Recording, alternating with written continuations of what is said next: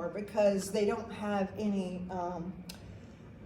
they've reduced their body fat so much, they're very vascular, you can just see them more. They don't have any extra vasculature, you can just see it better. And they want you to.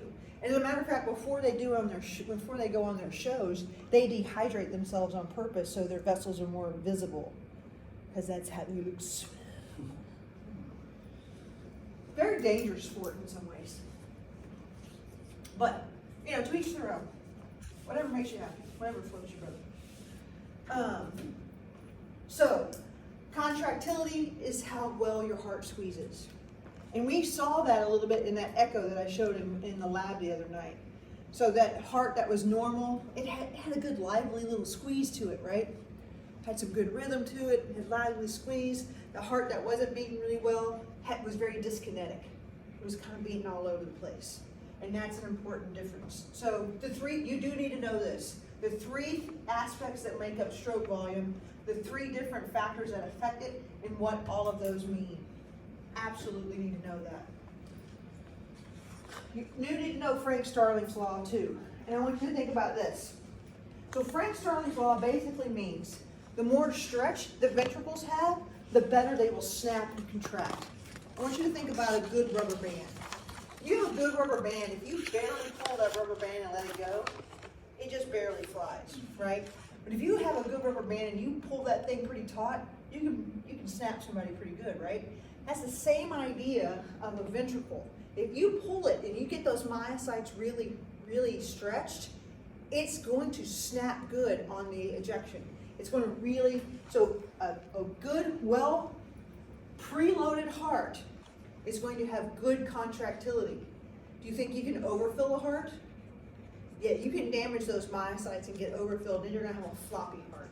But all things considered, a good, well preloaded heart is going to have very good contractility, and that's the important part of that. You can't overdo it, and that's overhydration. A couple people have done that recently. It just happened. It was just in the news where a woman died. Anybody hear of this? You heard of it? So she died of drinking too much water. Why would that be a problem? Anybody know? It would increase the volume and the vessels. Not a volume problem. It's like your electrolytes are imbalanced. Bingo. That's exactly right. So what happened was she was already hot. She was already dehydrated. So her electrolytes were already out of whack. So then she pounds like several waters, and that dilutes her, whatever she has left of her electrolytes, she just diluted them. Which three electrolytes are really important for cardiac rhythm? Potassium, sodium, and calcium. Perfect. So if you dilute those out, probably potassium was the one that got her. And now you can't get a contracting heart. And that she went to cardiac arrest, would be my guess. So, yeah, you have to be careful with that. I have a question off topic. With the drinking of the water, I work in mental health, and I had patients that would drink water and become intoxicated. With that, how was that? It's electrolytes. You can cause swelling in your brain from it. It's the same thing, electrolytes. Okay, just throw the balance off. Yeah, I mean, they were literally like they're drunk. yeah. You'd have to take them off of that and put some sodium. You gotta throw some electrolytes in there at some point. Yeah. So you have to know Frank Starling's law. So how well you preload the heart is how well it's going to contract. It's a simple idea. You can overthink it, but I don't want you to. So increased contractility will increase stroke volume. So there's just something so one of the things they talk about on here is a decreased blood volume and venous return will decrease your end-diastolic volume, and that is true. Increased blood volume and venous return will increase end-diastolic volume, which will increase the stretch and will increase your preload. But now, this is something I want you to understand. Increased contractility will increase stroke volume. Have you ever been so scared that you literally felt your heart beating out of your chest? Yep. And you could feel it and see it? That is epinephrine. That is the effects of epi and norepi. And that is because when epi causes your heart to not only beat faster, but harder.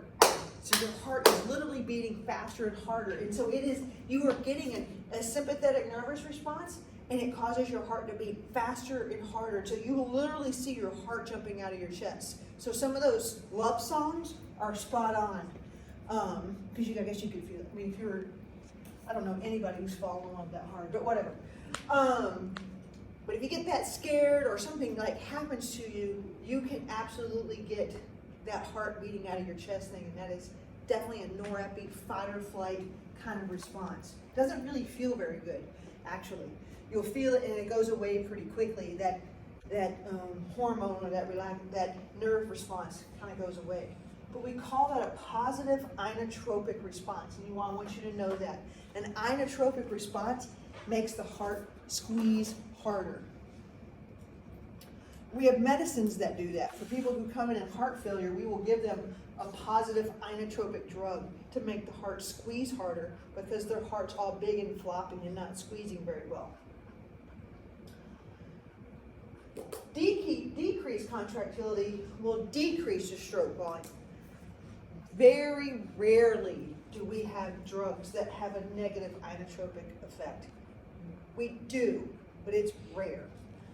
But heart failure is something that can happen with that. So the muscle just quits working right. Some people have genetic problems with their heart muscle, and that causes it to be big and floppy.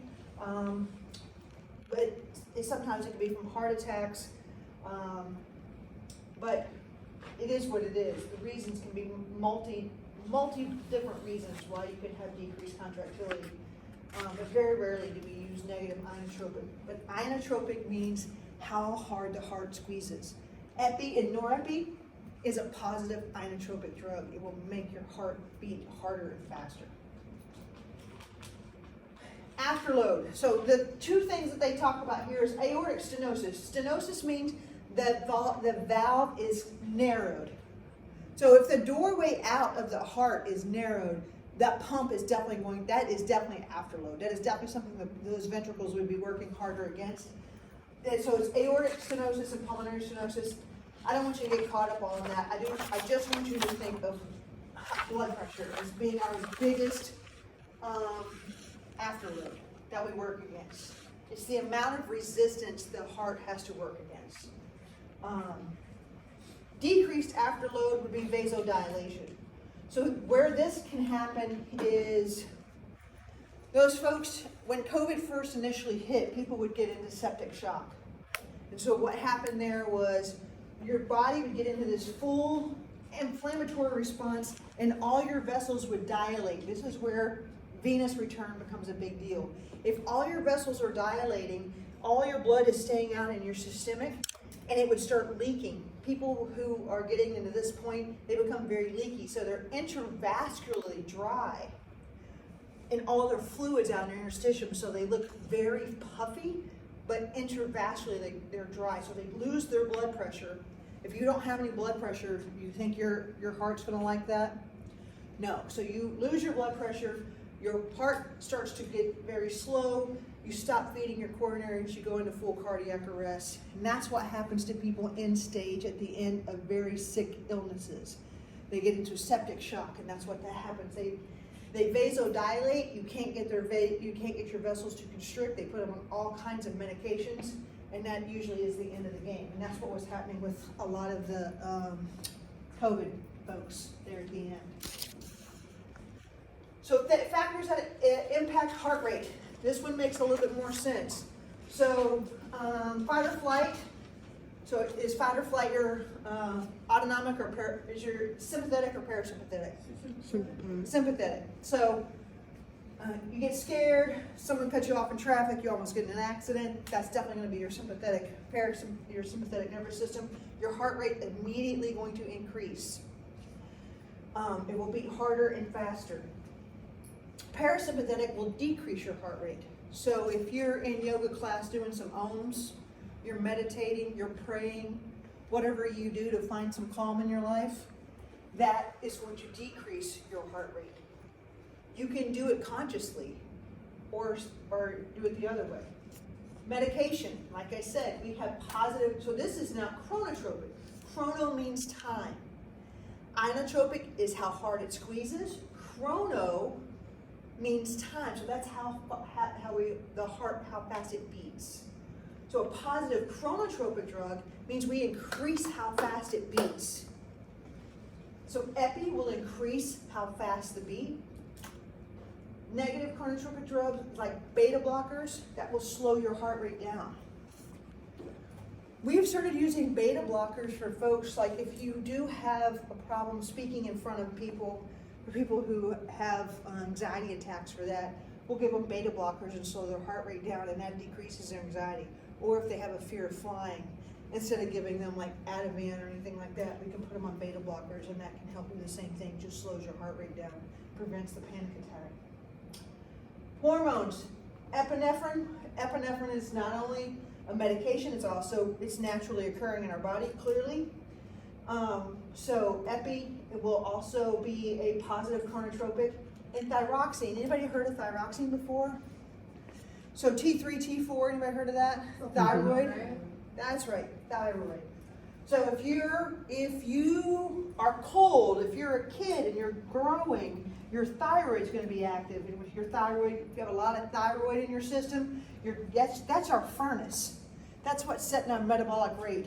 So if our furnace is up, our heart rate's going to be up. If you have a fever, your heart rate's going to be up. If you've ever had a fever and you've noticed, you're always a little tachycardic. Your heart's beating a little bit faster when you have a fever. Anytime you're increasing your metabolic rate, your heart rate's going to meet that demand. And then potassium, that's definitely going to affect heart rate. If you give somebody too much potassium, you will stop their heart, period. States use that, unfortunately. Okay. Not a result of a sympathetic nerve stimulation.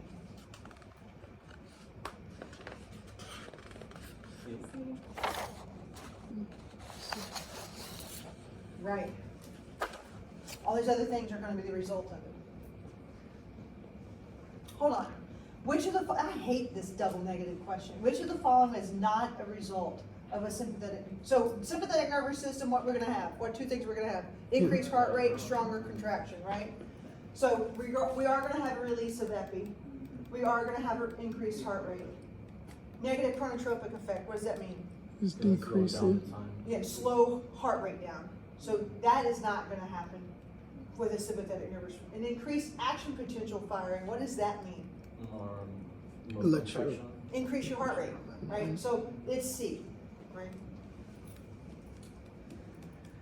So an epinephrine secreting tumor, this is a real thing, a pheochromocytoma. C. What will happen with it? C. B. Definitely B. If you're So you're gonna- secreting epi all the time, your heart rate's going to be on But, fire. It's going to be flying. I thought if you have a tumor, that means you're not gonna be secret because it's not working. Actually, people with tumors, their metabolic rates are almost always a little bit higher because the cells are having a lot of turnover and it requires more energy. That's why people with cancer almost always lose weight because their metabolic rate's flying. So they'll be a little bit more tachycardic, they'll be hot, they may have fevers. Their metabolic rate increases because their cells are having such rapid turnover. Make sense? The heart's a pretty amazing thing. Any questions before I move on?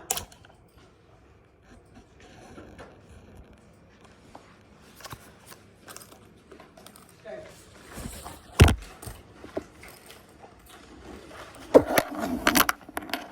Blood vessels. Blood vessels are pretty amazing because they're not static. As you might have caught at the end of that last lecture, when I talked about vasodilate and vasoconstrict. So blood vessels are not, they're just not passive in moving blood back and forth. They're actually an active participant in making sure blood gets to where they need to be. So when you're watching football on Thanksgiving and you just hammered like 3 plates of food, do you think you need a lot of blood in your big muscles as you're sitting in your recliner watching football?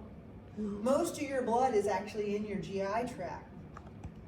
That's why you get sleepy. It's not tryptophan in your turkey. It's because all your blood's in your gut. And so you're actually directing blood away from your big muscles. You never direct blood away from your head. If you did, you would go lights out.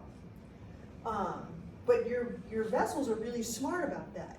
The inside of your vessels, the intima of your vessels, are actually releasing chemicals to give signals about, hey, I need some immune system over here because I have a cut in this one vessel. Hey, I need vasoconstriction here for this reason. I need vasodilation here. Your intima of your vessels are amazingly brilliant about directing blood flow around your body, knowing which areas need blood supply. The moment your knees go up 2 steps, it tells your heart to pick up the pace that we need to increase our heart rate because it starts to vasodilate in our muscles to meet that cardiac demand in our muscles. Pretty incredible. Pretty incredible. So, vasculature is not boring. It seems like it might be, but it's really not. So, we have a pulmonary circuit that goes where? Where's that pulmonary circuit go to, though? It goes to the lungs. And then we have a systemic circuit that goes everywhere else. So the systemic circuit's feeding our body, the pulmonary circuit's going to the lungs. That's the circulation overview. Again, we have the pulmonary artery. If it's got pulmonary in front of it, it's reversed. So the pulmonary artery is deoxygenated, the pulmonary vein is oxygenated. Everywhere else, we've already talked about that kind of ad nauseum. Where there is an artery in the rest of the body, there will be a corresponding vein. Let's just say in the renal artery, where there's a renal artery, there's be a renal vein. One droplet of blood does not go around the whole body. It goes into one area and comes back out.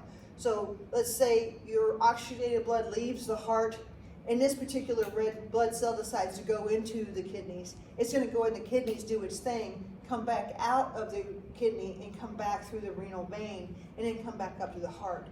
You don't have a red blood cell that travels the whole heart. It doesn't go on like a mass vacation. It goes to one aspect through the artery, goes through that organ, comes back out through the vein, then comes back to the heart.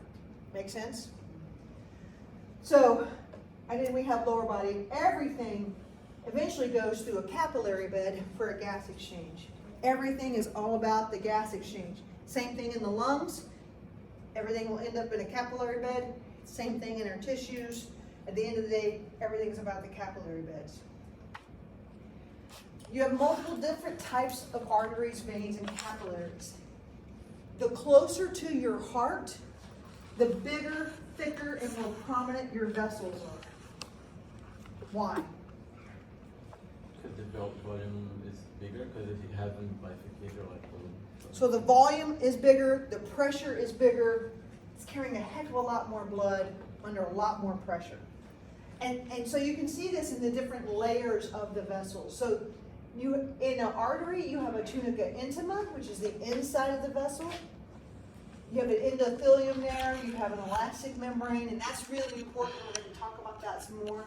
In the middle, we have a tunica media, which is where you have smooth muscle and elastic fibers, especially in the artery. There's a lot more elastic fibers in the artery. And on the outside, you have a tunica externa. And on these bigger vessels, they are so big, they require their own blood supply and nerve supply. That's how vast these are. Then you come over here to the vein. Same thing, they have the same layers, but they're not there won't be nearly the amount of elastic fibers. Why do you think the arteries have elastic fibers? Because it already pumps the whole blood. Yeah, they're pumping. It helps actually. The vessels actually help propagate the blood flow down through the whole body. That's why your pulse in your hand will feel the same as the pulse in your foot. It's because of these elastic fibers in your vessels. That is why. When it pulses and it relaxes, it actually helps shoot the blood continue forward through your body. And we're going to feel on all those vessels, all those spots in your body where you can actually feel pulses. There's a whole lot, actually. So, the other thing I want you to know, if you see this, You already see what it is, it's a valve. If you see a valve, the only thing it can be is a vein. There will never be a valve in an artery. There's only a valve in a vein. Why do you think? What is a valve for? The valve is to prevent from going back to. Prevent backflow, correct. So a valve prevents backflow. So we're under different pressures here, right? So there's a lot of pressure on the arterial side. We already talked about that, 120/80.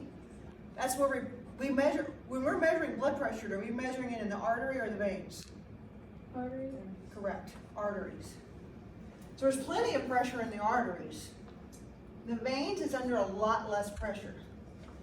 There's a whole lot of slowdown that happens right through these capillary beds. And so if we didn't have those valves, we would have a whole lot of blood that's just pooling down here in our feet because of what? Gravity. Gravity. It's a good song. Gravity. I'll stop singing. So, when these valves don't work anymore, anybody know what that's called? Elephantitis. Huh? Elephantitis. No. It's a big thing. That's a different thing altogether.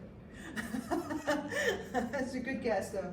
Anybody know what when these valves don't work anymore, what that's called? We get a hint. Huh? We get a hint. Well, Varicose. they're women don't like them. Varicose. Varicose veins. Varicose veins, which can lead eventually to clotting. They're unsightly.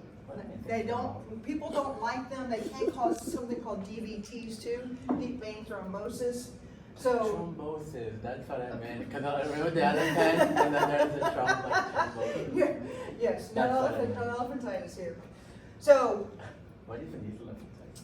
same thing over here. You're going to have a tunica intima, a tunica media, and a tunica externa. In the bigger veins, you will still require its own blood supply and its own venous. You're going to vasoconstrict and you're going to vasodilate in both. And again, there's a valve. And as we get farther and farther and farther away from the heart into the deep into the tissues, you will get to a single layer cell layer with just a basement membrane, and this is where gas exchange is going to occur, and that is in your capillary beds. That's where the work is going to happen. So this is the difference between an artery and a vein. If you come into the hospital and you're dehydrated, I'm going to be able to press down on your vein and collapse it. I will never be able to collapse your artery. It will always hold its form. That's basically what this is talking about here. So your tunica externa, tunica media, tunica intima, your tunica media is very strong, very thick. An artery is very thick. I can press on it, it's gonna come back and hold its shape. A vein, I can manipulate it. I can move it around. If you've ever had an IV or a blood draw and they missed your vein, maybe it's because you were dehydrated, and they're in there digging around for it, makes you feel really good about it, doesn't it? It's all a lot of fun. Hurts. It does hurt. Maybe your veins collapse. Maybe they hit a valve. Maybe that's the problem. But either way, the artery is much more substantial than the vein. You still have vasa vasorum in both, but it's really the elastic fibers that are providing the substance of that artery. And again, it is because of the higher pressure of the artery. So this is what, I like it better when you can see it under histology. This is kind of a not great view. But you can see how the artery is going to be, the lumen is going to be very circular. And I can, when you, go ahead everybody right now and feel your pulse. So off of your thumb.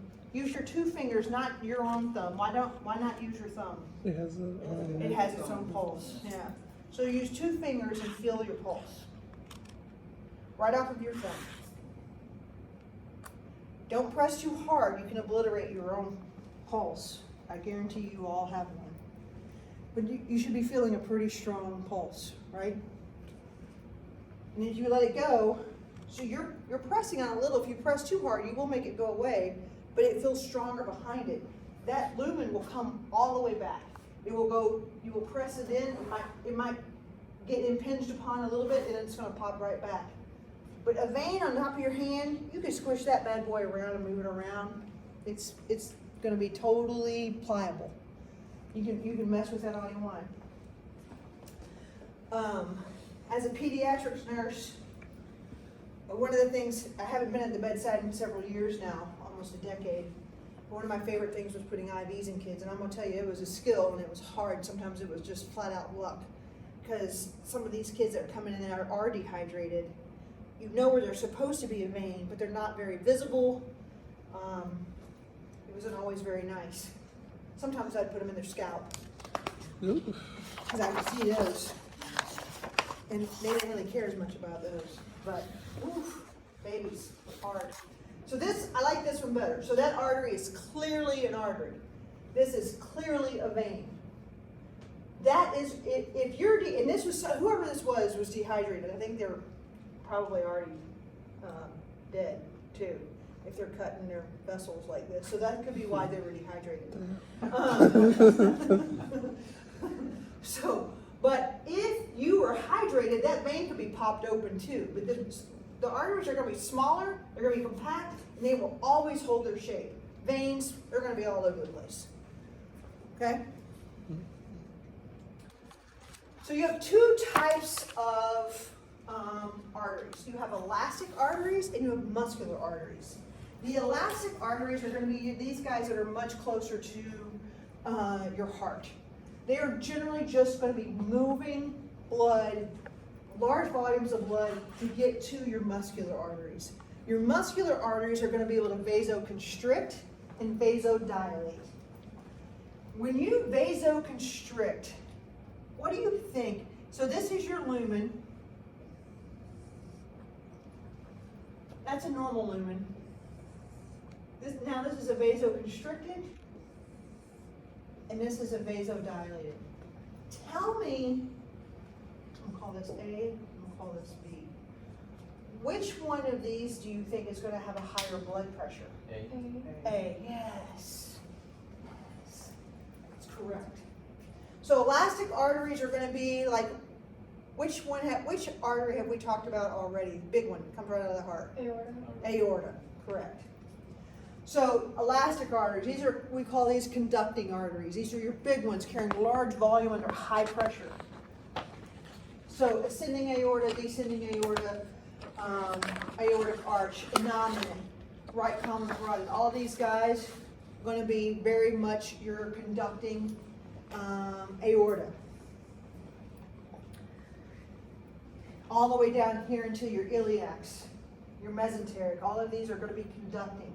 You're not going to, these do not vasoconstrict or vasodilate. They are what they are. They're just carrying large volumes of blood. And then they start to branch off and get smaller and smaller. And when they branch, now we turn into these muscular arteries, and this is called the distributing arteries, and you're going to need to know many of these. More muscle in the smooth walls allows for vasoconstriction and vasodilation, and dictates where blood goes according to need. If you are running a marathon, why you would do this, I do not know, but again, to each their own. You're running a marathon. Do you need a lot of blood in your kidneys? Not really. No. That's why people who run marathons often have acute kidney injury after they're done. They'll literally pee blood for a few days because it damages their kidneys, because they have run so far, they've shunted blood away from their kidneys for so long that they damage their kidneys temporarily because of how much blood, so much blood for so many hours has been in their big muscles. I mean, how long is that? 23 point something stupid miles? Like, get a car. Like, I don't know. I mean, I'm all about exercise, but man. So, this is a cross-structure, normal, vasoconstricted, vasodilation. When you are working out, what happens to your skin? You sweat, but what else happens to it? Get flushed. You get flushed. So which of these is happening? Dilation. Why do you flush? What are you trying to do? What is your body trying to do? Trying to cool yourself. Guess right, you're getting rid of heat. You're getting rid of heat. That's the number one, that is exactly what we're trying to do. So we vasodilate to get rid of heat, and we vasoconstrict to do what? Conserve heat. So when we go outside and it's cold, we'll never experience it again here, I don't think. But we vasoconstrict when it's cold to conserve heat and force blood back into our trunk, right? So this is how our vasculature works for us. It's not just to put blood where it needs to be for our metabolism, it's also to render our heat control, right?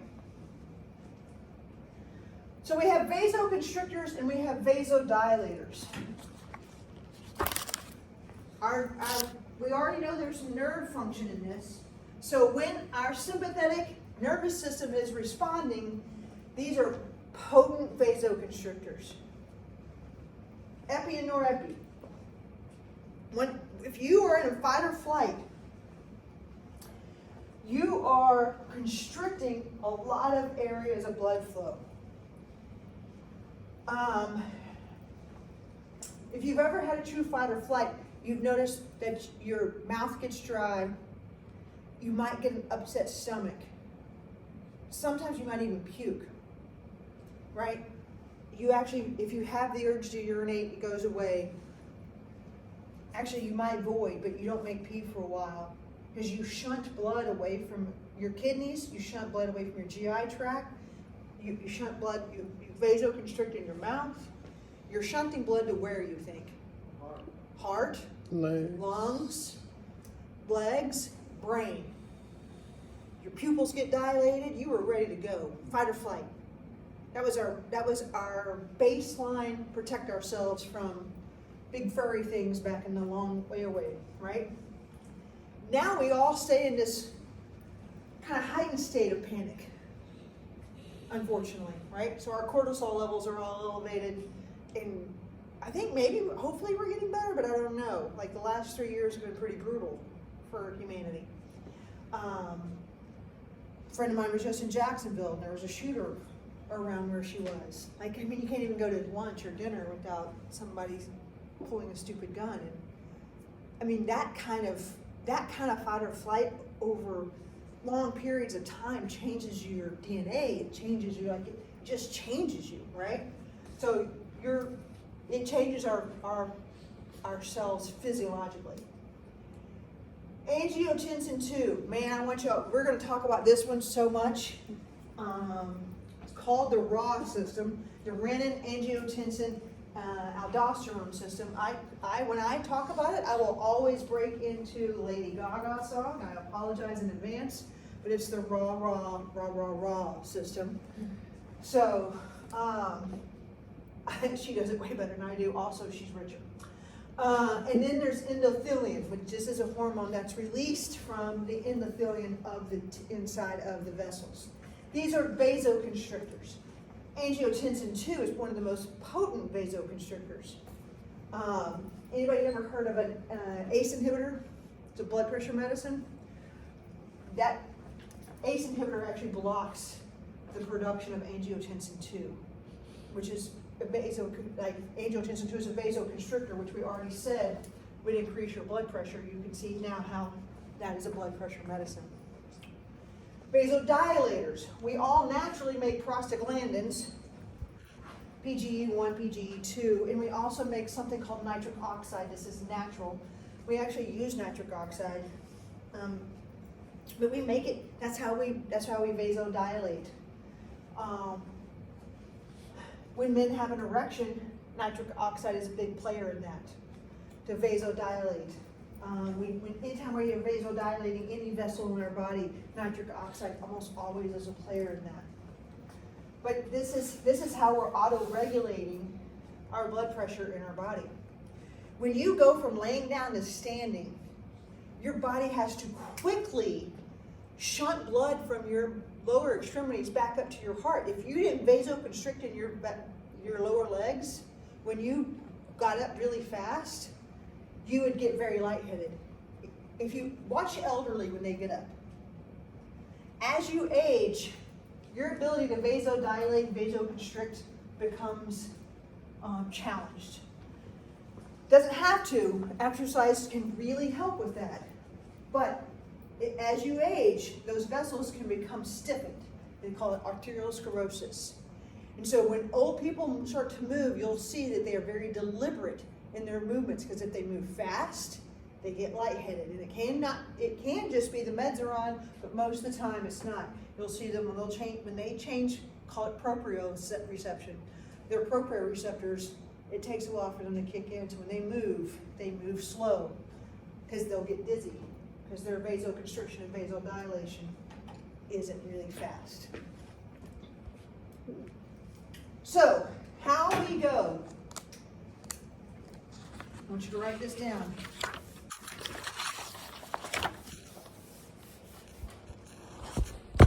We go arteries to arterioles to capillaries to venules. I'm pretty sure I'm spelling that wrong. I'll come venules to veins. Ugh, board writing, I hate it. So arterioles. So arterioles are small arteries right before we get to the capillary beds. And this is where we actually create a fair amount of our resistance. So these are the guys that actually decide if they're going to shunt blood away from capillary beds. So we have to have a pathway around it. If we are going to shunt blood away from a capillary bed, we have to be able to make it over to the venous side, right? So we have a bypass. We call those anastomoses. But these, we have sphincters and we have smooth muscle that will contract and prevent blood from going through this capillary bed. But these arterioles have a lot of reason why we have resistance in our blood flow. It's the arterioles. They're very muscular and they have a lot of impact in our vascular resistance. That's an important thing to know. They also are the reason why the blood puts on a real big break before they get into the capillary beds. If the blood was going super fast through the capillaries, could we do real good gas exchange? No, yeah, it's got to slow down. So the arterioles, it's like if you, everybody in here ridden a roller coaster? Yeah. So right before the roller coaster gets to the end, you know how you kind of, like it really slows you down right before it gets to the end and really lets you stop? It has to break you before. That's basically what the arterioles are doing. It slows the blood down before it gets you to the end so the gas exchange can happen. So the old riders can get off and the new riders can get on. That braking that just happens right there at the end, that's what the arterioles are doing. It's slowing that blood down, right? So that's what your arterioles are doing. And it will decide if you need that blood, that capillary bed. Every trauma victim I've ever dealt with puked on me. Well, they didn't actually puke on me, but they puked, everyone. You just hope that they didn't puke or eat something that you like before they had their trauma. So, car accident traumas, they come in, and trauma elicits what kind of response?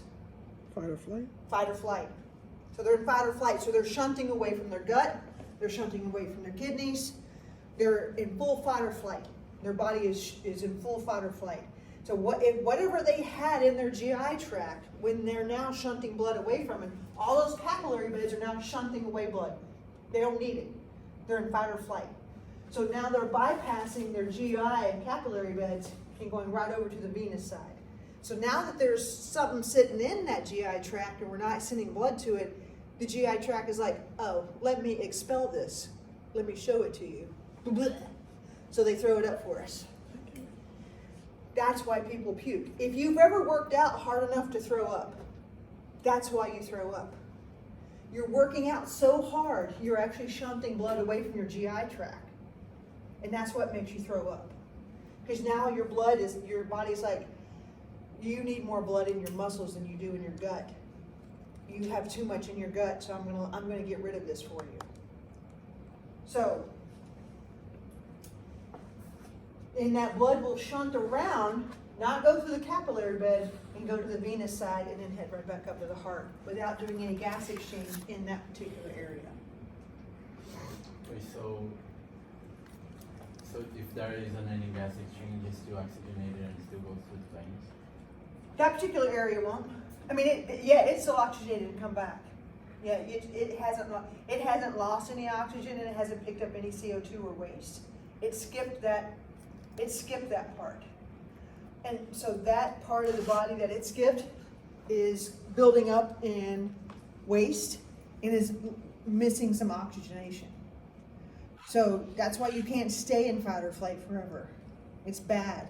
So those people who I told you about, who when they do marathons and their kidneys, if you shunt too long away from your kidneys, you actually cause a kidney injury, because for too long your kidneys go without oxygenated blood, and it gets a little injured. So they will damage their kidneys from running so long. So yeah, if you shunt too long away from a part of your body, you will damage it, because it won't get oxygenated blood and it won't be able to get rid of its waste. So, yes. So veins. Peripheral veins have valves. You can sometimes see them if you squeeze the blood, let your hand hang down and squeeze it. You'll see these, like, see that area right there? That's a valve. You can see them. They get all bubbly. They pop out like that. That's a valve too. These are valves. Oh man, I could stick a 14 gauge in you from across the room. So, those are valves, and they are there for a purpose. I forget. I've done this so many times. So, in our vessels, and we're going to talk about this, to help us with getting blood supply back to the heart. There's no problem helping getting blood away from the heart. And by the way, we don't have, arterial blood is just not on the left side of us, and venous blood is just not on the right side of us. That's not how it works. We have arterial blood going to all sides and venous return coming from us. So don't get confused by those pictures, because I think they can be confusing. But sometimes our veins need help. So people who are on their feet all the time, that's why they get varicose veins, right? Because we're constantly standing up. If you stand a lot or you're on your feet a lot, you are working against gravity. And so what do we tell people to wear? Compression socks. Compression socks. Yes, they're really cute. Actually, they are cute nowadays. They have some really cute ones. They are playing to our need for cuteness. Also, when you fly on planes, so when you're walking, what's the name of the calf muscle? What's the official name of it? What? Calf muscle. Anybody know? Gastrocnemius soleus? Gastrocnemius, yeah, I love the name of that one. I mean, it sounds like a stomach name, like you're talking about your stomach. So in between, and that's a horrible picture, but in between those gastrocnemius is a lot of vasculature.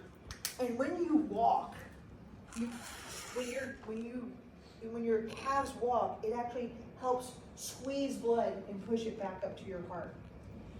So, if you've been in the hospital and you see people who are laid up, they might have these things called leg squeezers on their legs. And that's on there because since you're not walking, we're going to put things on your legs to make it seem like you're walking to get blood pushed back up to your legs. Because if not, blood will pool. When blood pools, what happens over time? Blood clots. Blood clots. And that's where you hear things like DVTs, deep vein thrombosis. So there was a couple flying cross country. She was younger, not that old, got into some respiratory distress. They asked if there was a doctor on board. The doctor said, "You need to land this plane, she's having a pulmonary embolus." The plane was like, "No, she's fine, we'll be able to get to where we're going." She died before, she went to full cardiac arrest and died before they got to where they were going. The doctor was not wrong. I don't know if she was a smoker, I don't know if she was on birth control, I'm not sure why she had a clot that big that it went to her lungs and caused a pulmonary emboli. But if you are in a plane, no matter what your age, and if you're flying for longer than 3 or 4 hours, I highly recommend wearing compression socks. Because A, you dehydrate faster in a plane. B, we don't drink enough water. We think we're drinking enough, but we're not. I mean, you're just trying to get to where you're going on most planes because the airports now are horrible. And then you buy a water and it's like $18.95 plus your own kidney. So you're trying to stay hydrated. And so she wasn't moving, she wasn't sitting there moving her legs, and so she had a clot form in her leg. It broke free, went up her venous side, from her right side of her heart into her lungs, and caused a pulmonary embolism. Once that pulmonary embolism hit her, then she went into full cardiac arrest. That plane, I'm not sure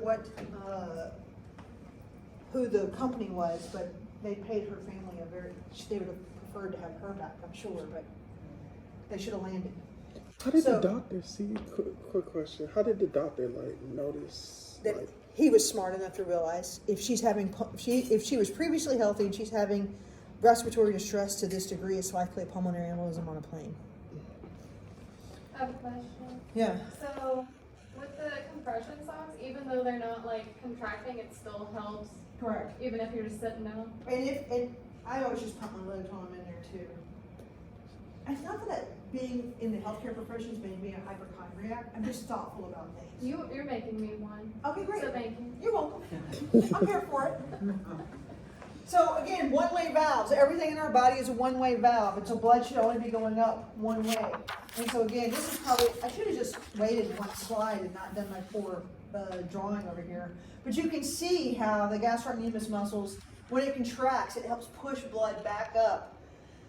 In between beats, the blood will fall back down, the valves will engage, and in the next beat, or the next step, or the next walk, or the next yoga stand, or whatever you're doing, will help get blood going back up to your heart. That is really important. Venous return is so important. Which part of stroke volume is venous return good for? What? Stroke volume, venous return. Preload. Thank you. That is right. Okay, distribution of blood flow. Like I said earlier, most of our blood is in our systemic veins. Most of our blood is in our veins. About 10 to 12% is in our lungs. Only 8 to 11% is in our heart. 10 to 12% is in our arteries. 4 to 5% is in our capillaries. But it makes sense when you think, but we have a lot more veins than we have arteries. We have a lot more venous return than we have arteries. The arteries are under higher pressure and they're delivering blood at a higher rate, but we need more veins to bring back blood. There's another part to this that we haven't gotten to yet that we will. Not all the fluid, well, we'll get to that. I'm not going to get to that yet. So, they're carrying a majority of our blood volume. Can you bleed out from a vein? If you get clipped on a vein, can you bleed out from that? No. Are you on any blood thinners? If that's right. If you have a bleeding disorder, maybe. As long as you put some pressure on it, depending on if you hit the SVC or the IVC, you could be in trouble. Because you're probably not going to clot that one very well. But for the most part, you get cut out here in your extremity on a vein, you're probably going to be able to clot that off. As long as you don't have a clotting disorder or you're on a blood thinner. Oh, that's pretty gross when I think about it. Okay. So when people try to commit suicide, where do they attempt to hit? They're going for the arteries. But which one? So there's two. There's Why am I telling you this? Crazy. It's just because I think I saw I'll like pause the on video. a documentary something that people usually cut like horizontally and they're only hitting veins, but if they want to like to actually they should cut like vertically. Yeah, why are Crazy. you watching that? I don't So know, yeah, I have a hard time For answering this question. information. But yeah, so there's two arteries that run into your hand. You have a radial artery and an ulnar artery. Peripheral arteries, you won't necessarily die if you get killed fast. Any artery, the closer you get to the heart, the faster you will bleed out. But that's not necessarily true too, because you can cut the femoral artery, and that's really close to that big aorta, that descending aorta, and you can bleed out pretty quick from that too. So, See, if you feel like, so I used to be a suicide prevention counselor too, so if you're feeling like at all you want to kill yourself, come talk to me. I'll hopefully talk about it. All right, which is the right answer here? C. Thank you. Okay, anastomosis. So again, this is your bypass. That's simply all that means. I don't want you to get confused by it. Anastomosis is simply a bypass. We have a couple of anastomosis. We have a really important one in the bottom of our head. So we have a couple of, we have blood vasculature on either side of our neck, right? What is the artery going up our neck? Anybody know? Carotid artery, that's right. So if we got cut on our carotid on one side of our neck, would that side of our brain be missing blood? No, it'll reroute. That's right. What is that called?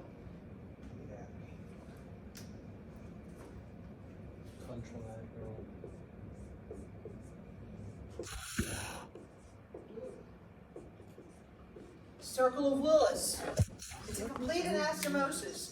So, in the brilliancy of creating, if something happened to one side of the blood flow, so we have redundancy built in, right? So the brain is the thing. The brain is the most important thing.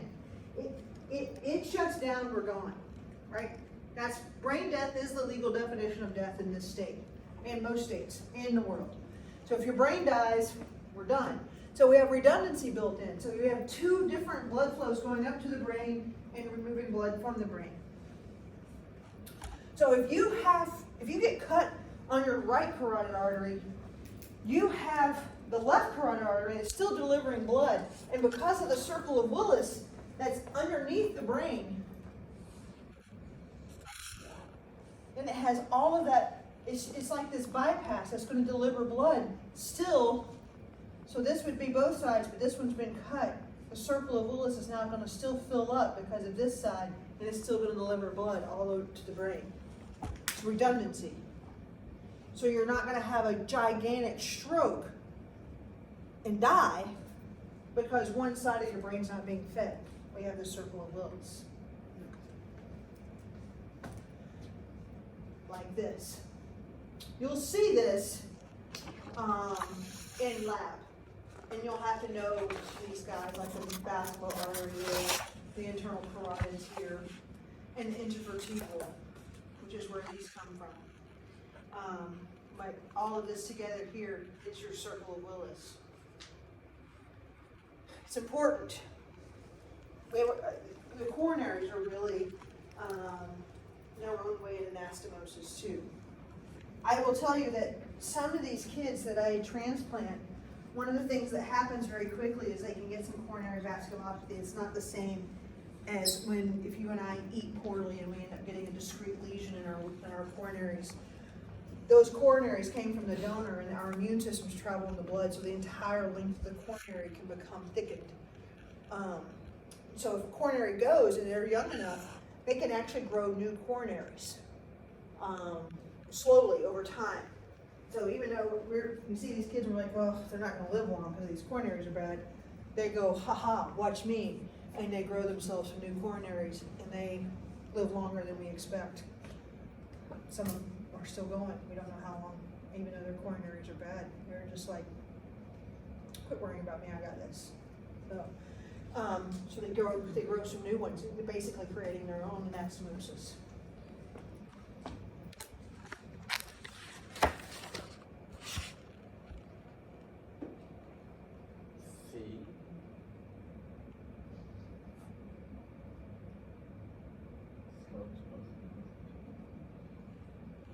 Okay.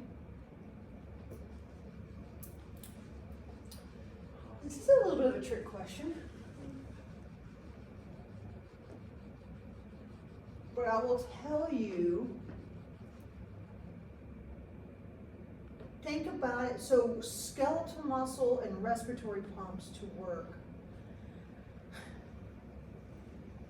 If you didn't have these, it wouldn't matter. So it's your venous valves. The skeletal muscle pump, if you didn't have the valves, it wouldn't matter that the skeletal muscle was pushing blood up. It would all just come rushing right back down. Every time the muscle worked, it would all come. So the thing that they asked this question, we didn't talk about it. So there's multiple different ways that you bring back, and I'm gonna talk about it now. There's multiple different ways that you actually bring blood back up to your heart. Skeletal muscle pump is one of them. I want everybody right now to take a big deep breath. When you do that, you create this negative airflow. You can actually feel it. You're pulling blood up to your heart when you take that big deep breath. So that's a respiratory pump. You're actually pulling blood with that big deep breath. You make a negative pressure in your chest, and it actually helps pull blood up. That's a respiratory pump. When your atrium dilates, that creates a little negative pressure. That actually helps pull blood into the atrium. There's a lot of different ways that happens. But at the end of the day, if you didn't have functioning venous valves, you'd be fighting gravity. So unless you're hanging upside down from rafters, the functioning venous valves are the only thing that make sense. So it's C. So see.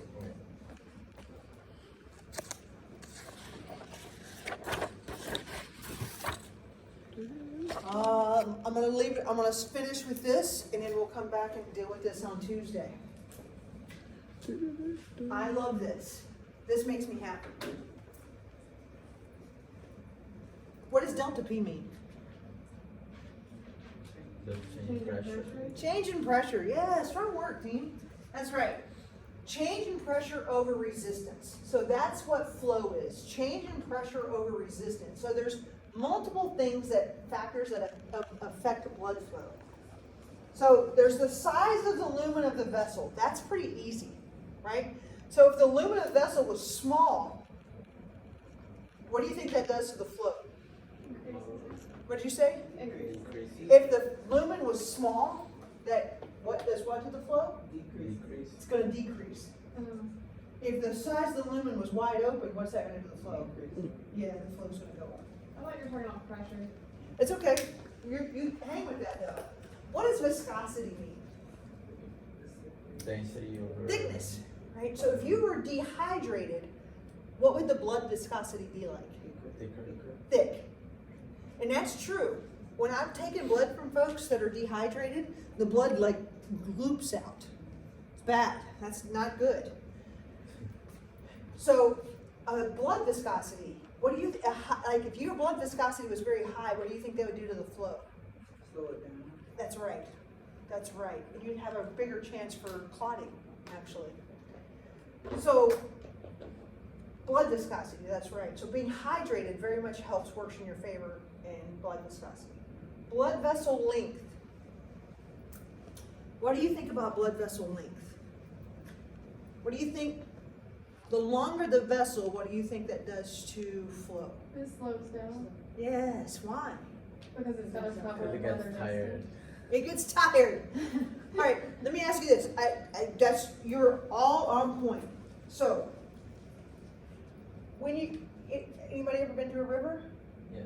Which part of the river moves fastest? On the banks or in the middle? On the middle. Huh? in the middle In the middle. Why? because there's no Resistance. yeah. There's no resistance. That's right. So the longer the vessel goes, the same thing is happening in the middle of your vessels. Even though the intima of your vessels are smooth and it's like perfectly made but it's still resistant. So the longer the vessel, the more resistance on the side of the intima. So, and the flow in the middle is still going pretty good, but the longer the vessel, the more ultimately the resistance, and that works against flow. The shorter the vessel, you don't have as much resistance. Hence why your right heart is much less thick than your left heart. The vessels to the lungs, they don't have to go very far, right? The vessels to your toes, they have to go much farther. So blood vessel length is a big, important involver of flow. Let's end here. We'll talk about this next Tuesday. All that makes sense? You having fun yet?